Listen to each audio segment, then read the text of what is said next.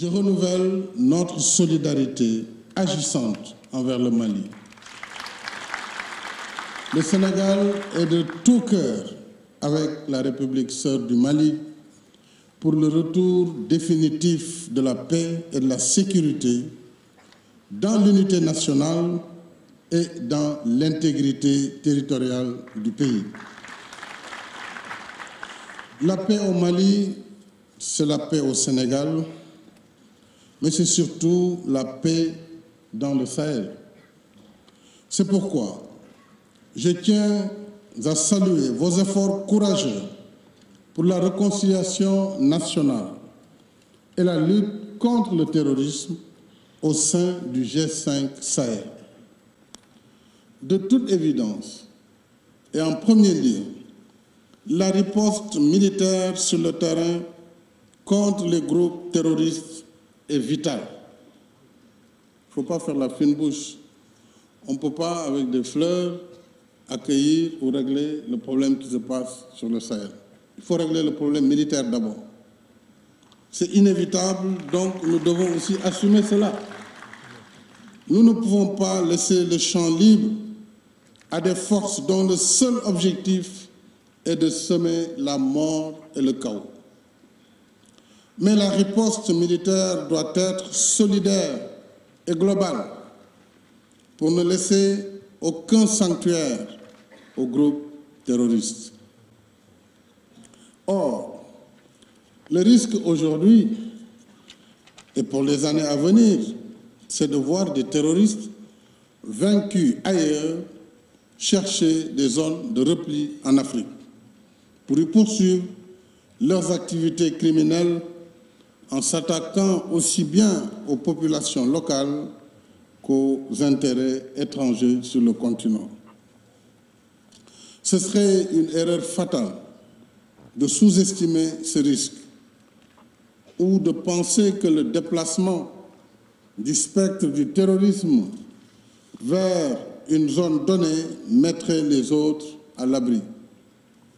Le terrorisme et ses causes doivent être traités partout avec la même détermination et le même ordre de priorité. C'est cela aussi l'approche intégrée. Tant qu'il reste une zone de vulnérabilité, nous continuerons tous d'être exposés à la menace. Mais pour que la riposte sur le terrain soit efficace et cohérente, il faut des forces de défense et de sécurité suffisamment formées et entraînées, suffisamment équipées et dotées de mandats clairs et robustes. Face aux nouvelles menaces, nous le savons, les missions classiques de maintien de la paix ne sont plus adaptées. C'est le cas notamment avec la MINUSMA. Le président du Mali vient de le rappeler sur le harcèlement quotidien des casques bleus et sur le fait que cette mission au Mali est la plus meurtrière dans l'histoire des casques bleus des Nations Unies. L'heure me semble venue de repenser sérieusement la doctrine du maintien de la paix du système des Nations Unies. On ne peut maintenir la paix là où elle n'existe pas.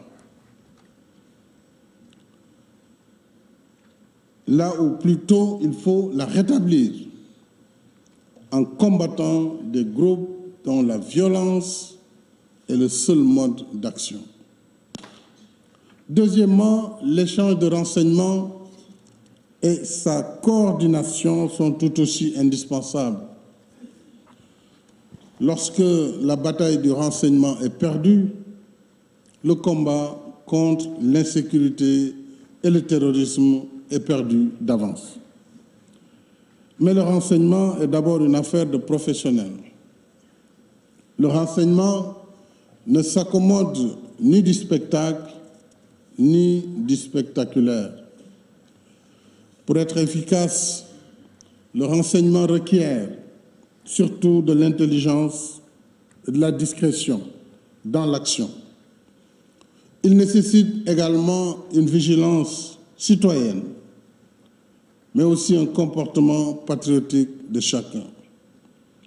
Nous venons de franchir un pas important au sein de l'UEMOA où la commission de l'UEMOA a pu mettre en place une agence ou une délégation générale chargée du renseignement qui a pour mission de coordonner les informations au niveau des frontières entre nos pays.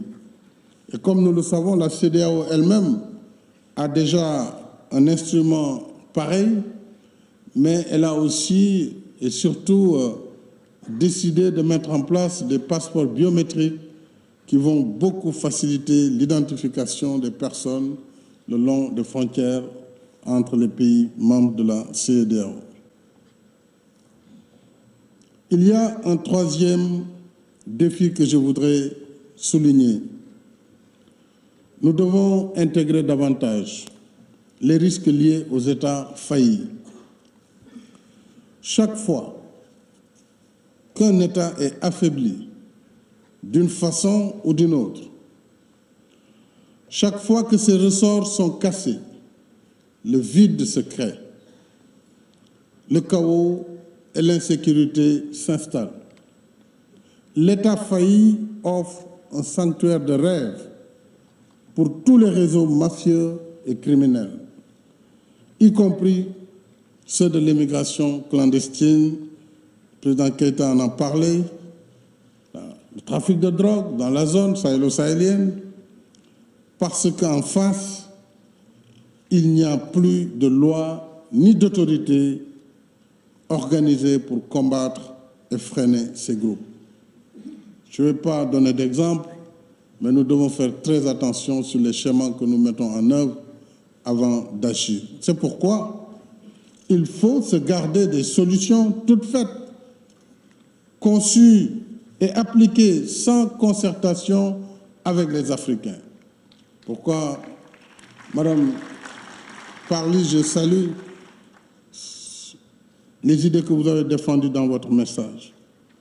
Les conséquences de ces interventions, nous le vivons au Sahel, sont souvent pires que le mal qu'elles étaient censées soigner. Et comme il ne fait pas midi partout en même temps, parce qu'aujourd'hui, à cette heure, il est déjà midi passé à Paris, mais il est encore peut-être 8 heures à New York.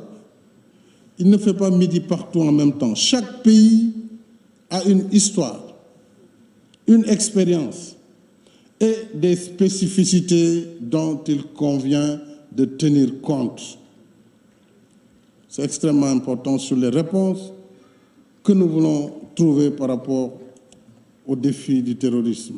Quatrièmement, enfin, c'est un aspect très important, il faut poursuivre sans relâche la bataille contre les défis sécuritaires par l'éducation, par la formation, l'emploi et le développement inclusif.